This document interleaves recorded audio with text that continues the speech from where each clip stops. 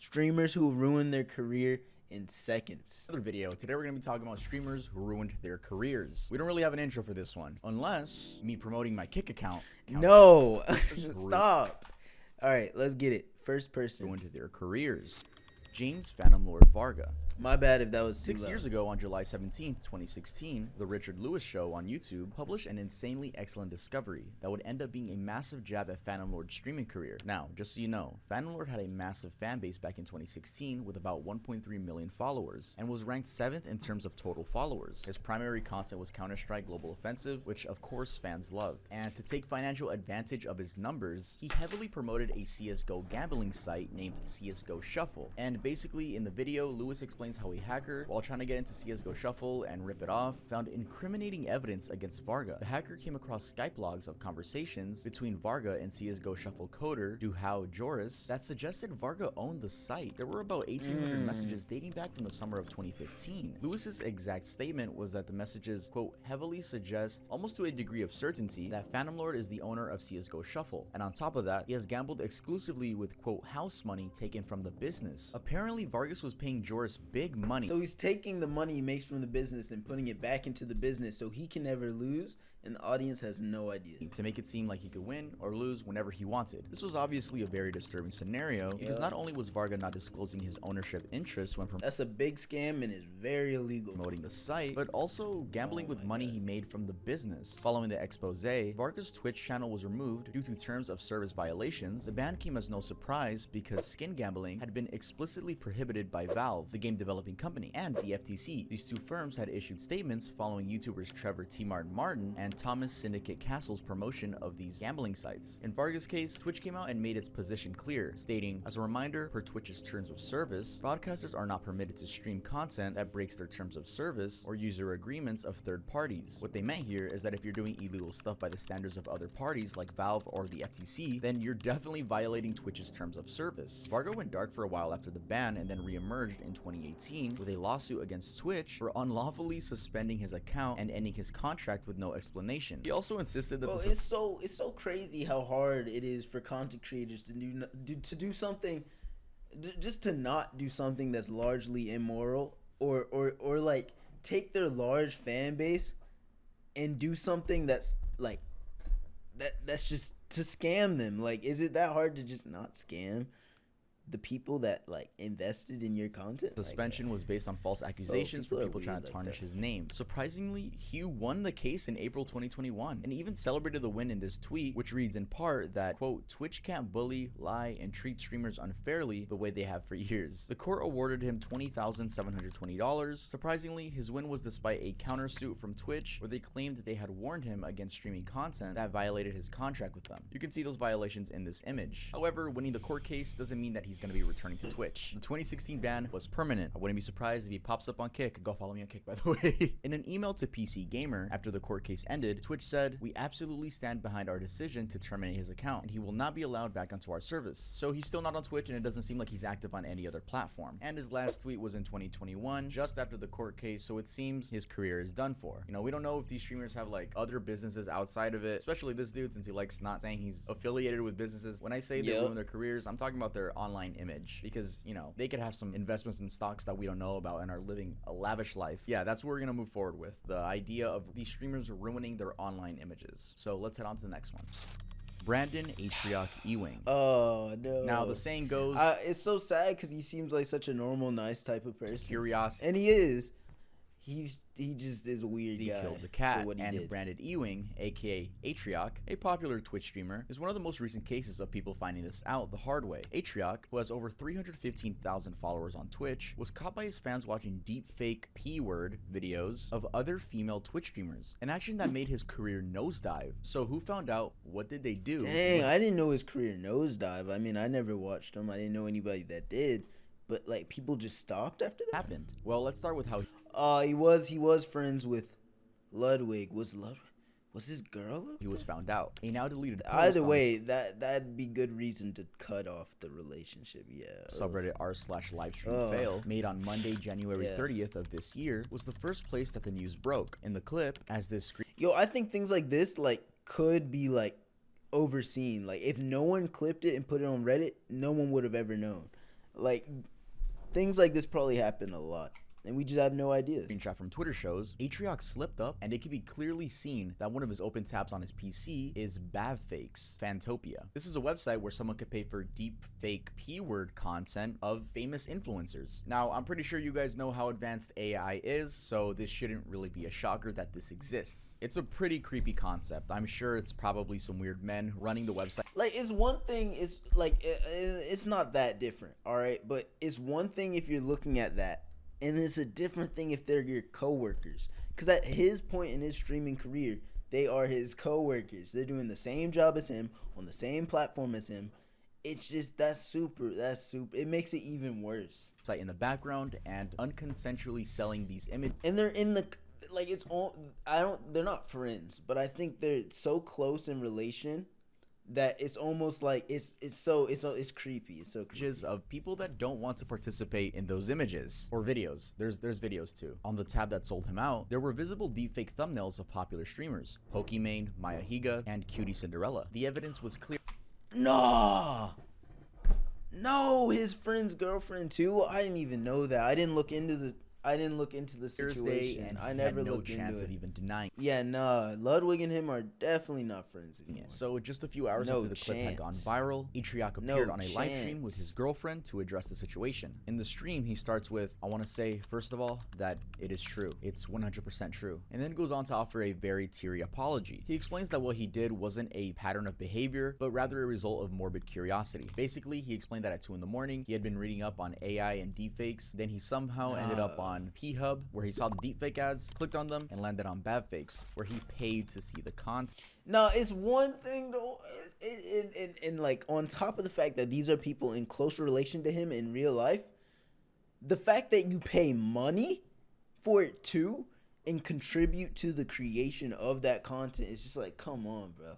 You can only be so curious to the point where you're paying money to do, like, he also insisted that he was the quote most normal person and would never do something like that again. It was evident that what he did was so wrong because 2 days later, on February 1st, 2023, he wrote another apology in a tweet via Twitlonger, where he apologized to streamers Maya and Pokimane for the fact that they would be associated with the screenshot and their characters put into question. And this was indeed true because the internet never forgets. And yeah, this was true because whenever you bring up Cutie Cinderella or Pokimane, I'm not saying that this is always brought up, but it was a memorable thing that happened in the Twitch storyline. Thank God Twitch is fading away. Go follow me on Kick. And actually, Cutie Cinderella confirmed this sentiment in a stream where she said, "This is what it looks like to feel violated. This is what it looks like to see yourself naked against your will being spread all over the internet." The anger could be felt as she blustered out. Atriox for showing it to thousands of people. Some other reactions from female streamers were from tweets like this. Atriox also recognized that his bad decision had turned him from a respectable person into a deepfake keyword guy and vowed to let his actions speak going forward. Then, in a bid to show good faith, partnered with a law firm, Ryan Morrison, and had the website taken down. After the incident, Atriox said he was, quote, stepping away from content creation and his creative agency, Off-Brand. However, just 6 weeks later, on March 14th, 2023, he re-emerged in a stream with a whole new project, taking down deepfake sites that were taking advantage of female streamers. Apparently, he had given $60,000 to a law firm called Morrison Rothman so that any woman on Twitch could use their services for that's someone's takedowns salary or reputation management. yearly. He also explained that he was working with Maya Higa, who accepted his apology to help Certas, a company that fights similar deepfakes, run their algorithm. Allegedly, other streamers that have been impacted, I don't know why I turned it down that low, but anyway, yeah, like he's showing what he can to make up for the situation. Cutie and Pokimane, he's doing a lot. He's helping as well. well. In that brief and choppy stream, he also told his fans to not expect any regular content from him. Clearly, those few seconds on an open tab ruined his career. I remember when the situation was going on, and it was a very like new problem to have. This wasn't happening even last year. I did see like some, like, I don't know, like a group of people. It was a lot, but like the minority arguing like, so what? It's not actually them, you know? But it's like the online SA. Not that I'm cutting him slack because it's such a new problem. It really just leaves you scratching your head. That's really it.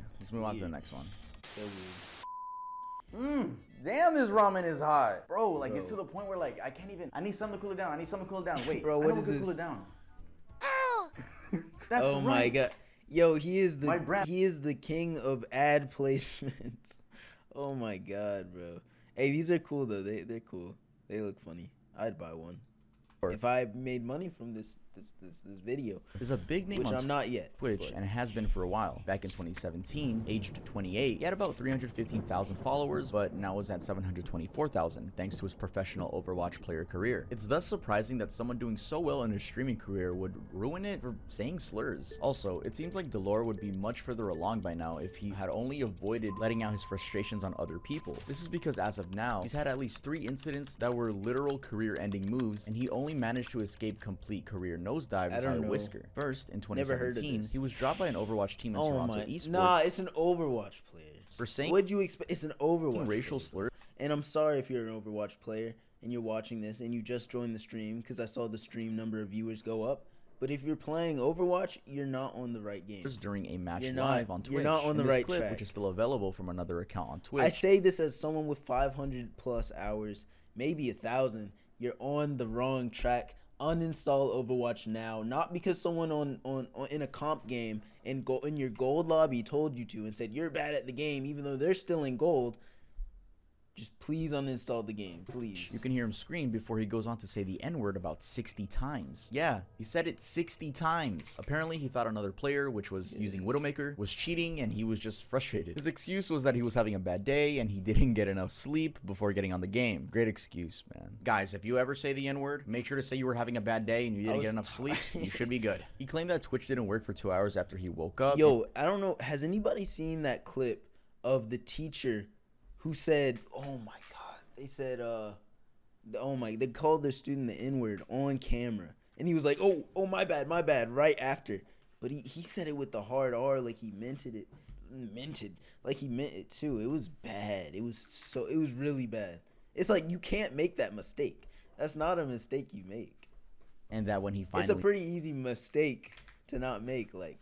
He did, his internet was lagging. All these details can be seen in this tweet where he issued an official apology saying, I won't try to argue or make an excuse. I don't have any. The funny thing is that he actually did make excuses. Immediately after the clip went viral, he was dropped from the esports team with the esport president, Ryan Pallett, saying, Toronto Esports is an organization built on inclusivity, and we have always had a zero tolerance policy for any forms of discrimination. His Twitch channel was also shut down for violating terms of service. Delore then went ahead to say that he deserved to have his contract ended, and in a tweet, he added that he was done with esports and not coming back. This wasn't true though, because he did in fact come back and continued with his maniac-like rages. For instance, in this video posted on Reddit, you can see him breaking his keyboard and slamming it in a moment of rage. This was in 2019, and he got a ban for his actions. In fact, anger became a part of his reputation. Still in 2019, and this is the third incident, he got angry and told a female teammate on Apex Legends to quote, go cook a f***ing sandwich. The full statement was actually f***ing trash. Go cook a f***ing sandwich, you f***ing bitch. It's not his fault. He was tired. He needed a nap. Censorship there, guys. Y'all know YouTube been hard on me lately, so y'all gotta deal with some sound effects I'm gonna put over my voice. This happened after I'm so glad he used the SpongeBob like dolphin sound effect.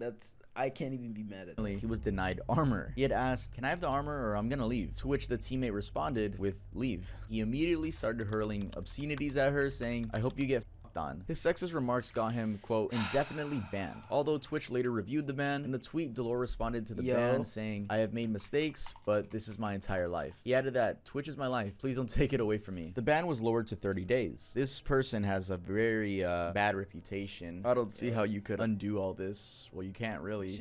Let's head on to the next one. Yeah, he should just got a good nap. Zillion OP Just Hamilton. like he said earlier. Oh my God, the guy who faked breaking his legs. He was like, guys, I'm fully wheelchair bound. Every time he would start stream, he'd be in his chair.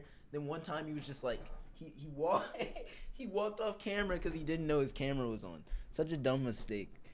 The Formula 2 driver, the N-word, lost all his sponsors. A stupid thing to lose your career. It's like, why are you, like, it's so being a YouTuber is a lot of people's dreams. Being a streamer is a lot of people's dreams. We're in 2023 now, where content creation rules the internet. So it's not surprising that people will do anything to reach that status. With Hamilton, it seems like he hung on to a lie so long that eventually he forgot to keep it up on camera. So what happened and why did his career suddenly end? Shout out to SunnyV2's video, as that's where I got the information from. The following are some of the details of what went down. Hamilton had apparently been in a wheelchair since 2011 due to a serious car accident. A year later, in mid-2012, he joined Twitch Twitch and became famous for his personality, gaming skills, and the fact that he was a wheelchair streamer. In a few months, he became a Twitch partner and had a steadily growing audience. No one had a reason to not believe his disability up until January 2013, when his promotional Facebook page was hacked. The hacker, as seen in this post, and this one for instance, strongly suggested that Hamilton was able to walk and was simply faking the disability in order to get donations. It's suspected that the hacker had known Hamilton personally. However, because the hacker never released any actual evidence, the situation got brushed off as someone who was just trolling. But the seed had been planted in the fans' minds, and they would begin scrutinizing Hamilton more closely. This is how someone ended up finding out on January 10th, 2013, he had been banned on Blizz for botting, and had lied that the ban was for account sharing. This put him in a bad light, and in the Reddit post, some people questioned his disability claims now that he was already lying about one thing. While this Redditor was only speculating, he was eventually proven right on April 5th, 2013. During what seemed like a break during a stream, Hamilton simply takes off his headphones, stands up, and walks away. He had left the stream on, so the whole thing was captured on this widely shared video clip. What was even more indicative of his guilt is that he came back and turned the camera down to hide the view of his wheelchair. Also, his girlfriend Brianna, aka Pantheria, whose voice could be heard in the background, said, "Oh my god," the exact moment that Hamilton stood up from his wheelchair. If that's not an admission of guilt, then I don't know what is. She then tried it's a miracle.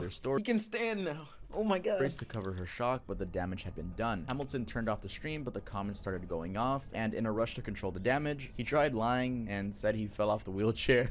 He tried deleting the comments from people calling him out, but soon doubling down is crazy. His post went up on Reddit exposing his scam to thousands. His Facebook got hacked again, and this post went up further confirming that he was scamming people all along. Following the incident, Twitch banned his account and terminated his contract with them. After being away for a while, Hamilton returned to Twitch under a new account, It's Bluish, and then got outed on another Reddit post. Seeing no other option, he decided to come clean once and for all. He did an interview with YouTuber Wavy Websurf, where he said that the reason that he could stand up is that he had been undergoing physical therapy sessions. I don't understand why you still gotta lie. Yeah, like if that's true, why didn't you say that the first time? And like, it's just like, what's up with pathological liars, manipulators, and in these fucking, I'm not even gonna say it. It rhymes with. I'm not even gonna say it. These Minecrafters. That's the word I'm gonna use to substitute it. Why are these people so popular on YouTube? His career has why do they end up gaining all this attention on YouTube? Since been dead, and it doesn't look like he's gonna have a footing in the streaming world so ever many again, weirdos. unless he goes to Kick. Follow me on Kick. His new YouTube channel only has 8,900 subscribers, and it seems to be inactive. His Twitter account is also mostly dormant, and when it was active, it looks like he was promoting a TikTok account, which no longer exists. Leah Legendary Leah May. RIP. Shouldn't have lied about your disability and gained thousands of dollars off of a lie. Like, Twitch has come under fire many times. It's not that hard to just not be a bad person, right? For the misbehavior of some of the streamers on their platform. However, an incident that tops many was when streamer Legendary Leah claimed that kids with cancer are meant to die. Of course, this was a dumb and insensitive thing to say, and rightfully so. It angered a lot of people. This led to her career taking a big hit. So what exactly went down for her to warrant that statement? Yeah, well, it all started when one user who had donated to Leah asked her to promote their stream because it was raising money for St. Jude's cancer research. This request seemed to have triggered her, as she went on a whole lecture on why kids with cancer are meant to die. In the clip, she starts off with, "I think people should know by now, children that have cancer are gonna die, and they are meant to die." She then proceeds to lay out her thought process, so they shouldn't even get a chance. Like, if you're funding money for research on cancer, if you're funding money to help them get through chemotherapy, just with the chance that they might beat cancer and have more time for their body to potentially beat cancer, I'm sure that money has saved lives. Like, what's wrong with you? Listen to her because she was a bio major, and although she tries saying that she isn't trying to be mean or anything, this doesn't make the rant any less insensitive. In another part, she adds that children that have cancer have something genetically wrong with them, and that, quote, something really awful happened during the genetic sequencing of their bodies. Now, immediately people in the comments started pushing back against her dumb take, with some even calling her a monster. Also, although she tried adding that people should donate to St. Jude's to help with cancer research, her message had been tarnished by the cruel remarks. Following the incident in this Reddit Reddit post, some people started pointing out that this was part of her character, with one user saying that, quote, she's genuinely, not gonna say that word, and that she behaves like a 10-year-old in most of her videos. Also, some suspected that this was just a publicity stunt because she had been known for doing unconventional stunts to gain more popularity in the past. She had already been branded a, quote, booby streamer, which just means that she was one of those streamers trying to get attention from what they wear rather than their content. In fact, as an article on Geek Outpost points out, she was known for wearing tight fits, looking to draw attention on her cleavage, and drinking alcohol during her streams. And this could be true because in the video clip we just saw, she seems intoxicated to a certain level. She did then go on Twitter to apologize for the reckless statements, but the damage to her career remained. It's also worth noting that she seems to thrive in the controversy because just a few weeks later, she got banned for 30 days for allegedly flashing her vagina during a live stream while she was trying to stand up. Again, she went on Twitter to deny it, saying, for the record, thighs don't equal vag. The surprising thing is that despite these dents in her career, she's still on Twitch with her account now having 614,000 followers. This is surprising compared to the 500,000 she had in 2016. Yeah, that's it for this one. Let's move on to the next one. Joe Daddy 505. Wait, no. I'm checking if she's streaming right now. She would be streaming right now. Legendary Leah, got you.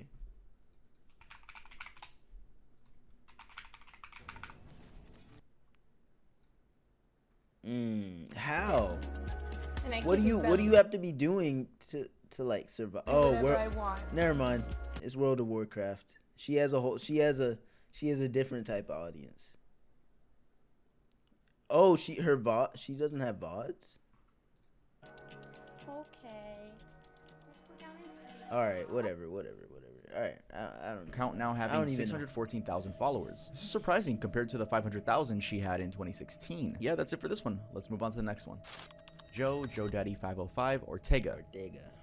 This is a warning, I am going to be talking about this right here. Now, there are plenty of ways to get banned on Twitch. I'm pretty sure you could breathe the wrong way and a Twitch admin would ban you for lifetime. But domestic abuse is among the worst that I've seen someone get banned for on Twitch. In 2016, Twitch banned a streamer by the name of Joe Daddy 505 after this clip of him in an altercation with his girlfriend emerged. The video, also shared under this Reddit post, is a disturbing account of Joe Daddy 505 seemingly beating and a woman. Apparently, he had been playing NBA 2K16, and once finished, he forgot to turn off the audio on his console, and thousands of people could hear what he was doing in the background. He can be heard hurling threatening words and insults at the woman even as she screams, "Get off of me." The audio gets pretty ugly, and he goes on to tell her some things that I'm not gonna repeat. The whole thing lasts about 5 minutes, and every minute of it is disturbing, even going by the transcription of the conversation on this Reddit post. In the comments, the original audio from Twitch, although now deleted, was watched over 600,000 times. In response to the clip on an Instagram post, Joe Daddy 505 claimed he was innocent, saying, "No, I did not rape her. I hit her and fell on top of her and hit her again. I know I shouldn't have done that. It's a fucked up move I made." No. So he's doubling down. He's saying he didn't. Look at the transcript. I'm not like, look at the transcript.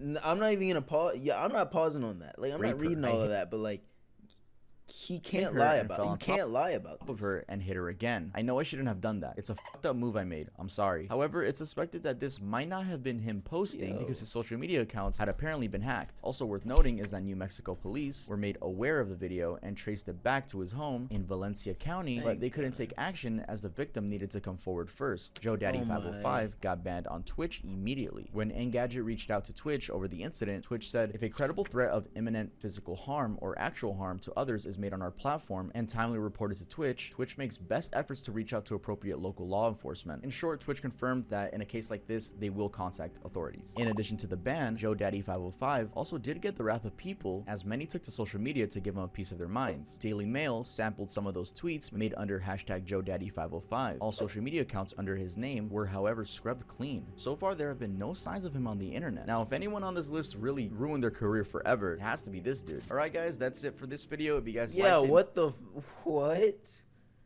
what? Make sure to leave a like. Yeah, definitely subscribe to Tov. He makes interesting videos, interesting documentaries and stuff. But like, what the fuck? Like, what, bro? Trying to deny that everything. Yo, he doesn't deserve a career. That's not something you come back from. Like, you shouldn't be able to get a job after that. Like, what the hell?